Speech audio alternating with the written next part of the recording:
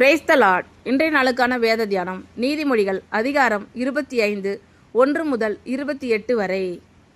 யூதாவின் ராஜாவாகிய எசேக்கியாவின் மனுஷர் பேர் தெழுதின சாலமோனுடைய நீதிமொழிகள். காரியத்தை மறைப்பது தேவனுக்கு மேன்மை, காரியத்தை ஆராய்வதோ ராஜாக்களுக்கு மேன்மை. வானத்தின் உயரமும் பூமியின் ஆழமும் ராஜாக்களின் இருதயங்களும் ஆராய்ந்து முடியாது. வெளியினின்று களிம்பை நீக்கிவிடு, அப்பொழுது தட்டானால் நல்ல உடைமை பிறக்கும். ராஜாவின் முன்னின்று துஷ்டரை நீக்கிவிடு, அப்பொழுது அவனுடைய சிங்காசனம் நீதியினால் நிலை நிற்கும். ராஜாவின் சமூகத்தில் மேன்மை பாராட்டாதே, பெரியோர்களுடைய ஸ்தானத்தில் நில்லாதே. உன் கண்கள் கண்ட பிரபுவின் சமூகத்தில் நீ தாழ்த்தப்படுவது நல்லதல்ல. அவன் உன்னை பார்த்து மேலே வா என்று சொல்வதே உனக்கு மேன்மை. வழக்காட பதற்றமாய் போகாதே, முடிவிலே உன் அயலான் உன்னை வெட்கப்படுத்தும் போது நீ என்ன செய்யலாம் என்று திகைப்பாயே.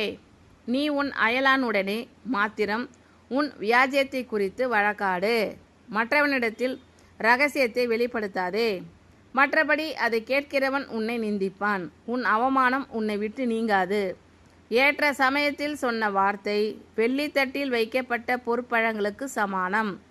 கேட்கிற செவிக்கு ஞானமாய் கடிந்து கொண்டு புத்தி சொல்லுகிறவன் பொற்கடுக்கனுக்கும் அபரஞ்சி பூஷணத்திற்கும் சரி. கோடை காலத்தில் உறைந்த மழையின் குளிர்ச்சி எப்படி இருக்கிறதோ அப்படியே உண்மையான ஸ்தானாபதியும் தன்னை அனுப்பினவனுக்கு இருப்பான். அவன் தன் எஜமான்களுடைய ஆத்துமாவை குளிர பண்ணுவான். கொடுப்பேன் என்று சொல்லியும் கொடாமல் இருக்கிற வஞ்சகன் மழையில்லாத மேகங்களுக்கும் காற்றுக்கும் சரி. நீண்ட பொறுமையினால் பிரபுவையும் சம்மதிக்க பண்ணலாம்.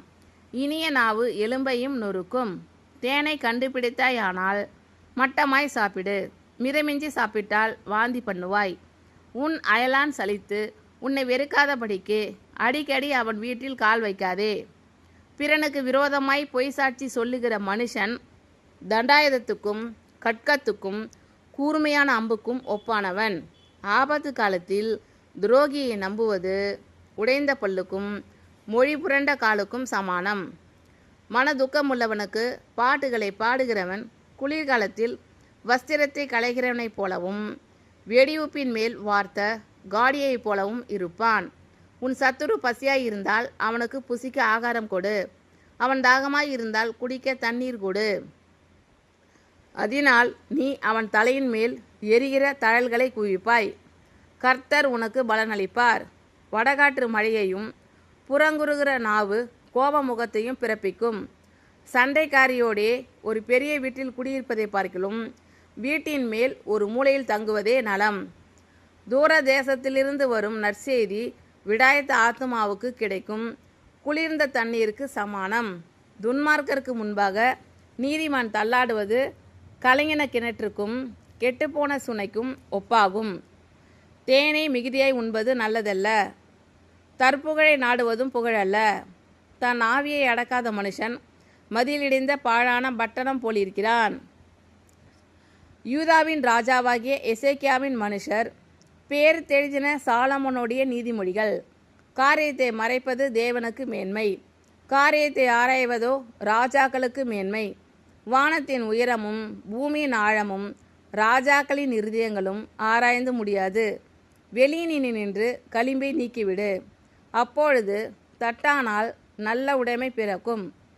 ராஜாவின் முன்னின்று துஷ்டரை நீக்கிவிடு, அப்பொழுது அவனுடைய சிங்காசனம் நீதியினால் நிலை நிற்கும். ராஜாவின் சமூகத்தில் மேன்மை பாராட்டாதே, பெரியோர்களுடைய ஸ்தானத்தில் நில்லாதே. உன் கண்கள் கண்ட பிரபுவின் சமூகத்தில் நீ தாழ்த்தப்படுவது நல்லதல்ல. அவன் உன்னை பார்த்து மேலே வா என்று சொல்வதே உனக்கு மேன்மை. வழக்காட பதற்றமாய் போகாதே. முடிவிலே உன் அயலான் உன்னை வெட்கப்படுத்தும் போது நீ என்ன செய்யலாம் என்று திகைப்பாயே. நீ உன் அயலானுடனே மாத்திரம் உன் வியாஜ்யத்தை குறித்து வழக்காடு, மற்றவனிடத்தில் இரகசியத்தை வெளிப்படுத்தாதே. மற்றபடி அதை கேட்கிறவன் உன்னை நிந்திப்பான், உன் அவமானம் உன்னை விட்டு நீங்காது. ஏற்ற சமயத்தில் சொன்ன வார்த்தை வெள்ளித்தட்டில் வைக்கப்பட்ட பொற்பழங்களுக்கு சமானம். கேட்கிற செவிக்கு ஞானமாய் கடிந்து கொண்டு புத்தி சொல்லுகிறவன் பொற்கடுக்கனுக்கும் அபரஞ்சி பூஷணத்திற்கும் சரி. கோடை காலத்தில் உறைந்த மழையின் குளிர்ச்சி எப்படி இருக்கிறதோ அப்படியே உண்மையான ஸ்தானாபதியும் தன்னை அனுப்பினவனுக்கு இருப்பான். அவன் தன் எஜமான்களுடைய ஆத்துமாவை குளிர பண்ணுவான். கொடுப்பேன் என்று சொல்லியும் கொடாமல் இருக்கிற வஞ்சகன் மழையில்லாத மேகங்களுக்கும் காற்றுக்கும் சரி. நீண்ட பொறுமையினால் பிரபுவையும் சம்மதிக்க பண்ணலாம். இனிய நாவு எலும்பையும் நொறுக்கும். தேனை கண்டுபிடித்தாயானால் மட்டமாய் சாப்பிடு. மிதமிஞ்சி சாப்பிட்டால் வாந்தி பண்ணுவாய். உன் அயலான் சலித்து உன்னை வெறுக்காதபடிக்கு அடிக்கடி அவன் வீட்டில் கால் வைக்காதே. பிறனுக்கு விரோதமாய் பொய் சாட்சி சொல்லுகிற மனுஷன் தண்டாயுதத்துக்கும் கட்கத்துக்கும் கூர்மையான அம்புக்கும் ஒப்பானவன். ஆபத்து காலத்தில் துரோகியை நம்புவது உடைந்த பல்லுக்கும் மொழி புரண்ட காலுக்கும் சமானம். மனதுக்கமுள்ளவனுக்கு பாட்டுகளை பாடுகிறவன் குளிர்காலத்தில் வஸ்திரத்தை களைகிறவனைப் போலவும் வெடியுப்பின் மேல் வார்த்த காடியைப் போலவும் இருப்பான். உன் சத்துரு பசியாய் இருந்தால் அவனுக்கு புசிக்க ஆகாரம் கொடு. அவன் தாகமாய் இருந்தால் குடிக்க தண்ணீர் கொடு. அதனால் நீ அவன் தலையின் மேல் எரிகிற தழல்களை குவிப்பாய். கர்த்தர் உனக்கு பலனளிப்பார். வடகாற்று மழையையும் புறங்குறுகிற நாவு கோப முகத்தையும் பிறப்பிக்கும். சண்டைக்காரியோடே ஒரு பெரிய வீட்டில் குடியிருப்பதை பார்க்கிலும் வீட்டின் மேல் ஒரு மூலையில் தங்குவதே நலம். தூர தேசத்திலிருந்து வரும் நற்செய்தி விடாய்த்த ஆத்துமாவுக்கு கிடைக்கும் குளிர்ந்த தண்ணீருக்கு சமானம். துன்மார்க்கருக்கு முன்பாக நீதிமான் தள்ளாடுவது கலங்கின கிணற்றுக்கும் கெட்டுப்போன சுனைக்கும் ஒப்பாகும். தேனை மிகுதியாய் உண்பது நல்லதல்ல, தற்புகழை நாடுவதும் புகழல்ல. தன் ஆவியை அடக்காத மனுஷன் மதிலிடிந்த பாழான பட்டணம் போலிருக்கிறான். யூதாவின் ராஜாவாகிய எசேக்கியாவின் மனுஷர் பேர் தெரிந்தின சாலமோனுடைய நீதிமொழிகள். காரியத்தை மறைப்பது தேவனுக்கு மேன்மை, காரியத்தை ஆராய்வதோ ராஜாக்களுக்கு மேன்மை. வானத்தின் உயரமும் பூமியின் ஆழமும் ராஜாக்களின் இருதயங்களும் ஆராய்ந்து முடியாது. வெளியினின்று களிம்பை நீக்கிவிடு, அப்பொழுது தட்டானால் நல்ல உடைமை பிறக்கும். ராஜாவின் முன்னின்று துஷ்டரை நீக்கிவிடு, அப்பொழுது அவனுடைய சிங்காசனம் நீதியினால் நிலை நிற்கும்.